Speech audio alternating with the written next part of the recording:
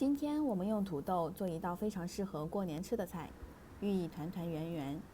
将土豆清洗干净，削去外皮，再用刀切成薄片。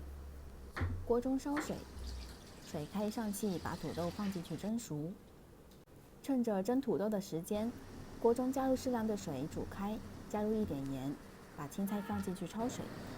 焯好以后捞出，放入盘子里，菜叶朝内摆成圆形。土豆全部蒸熟以后，取出捣成土豆泥，加入适量的盐、白胡椒粉和淀粉，充分混合均匀。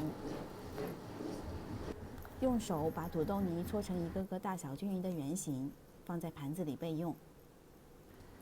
锅中倒入足量的油，油热后把土豆圆子放入锅中，炸至表面金黄。炸好的土豆圆子捞出，堆放在青菜的中间。盘子的四周也可以放一点枸杞，点缀一下。准备一个小碗，加入一点番茄酱、生抽、盐、糖，混合均匀。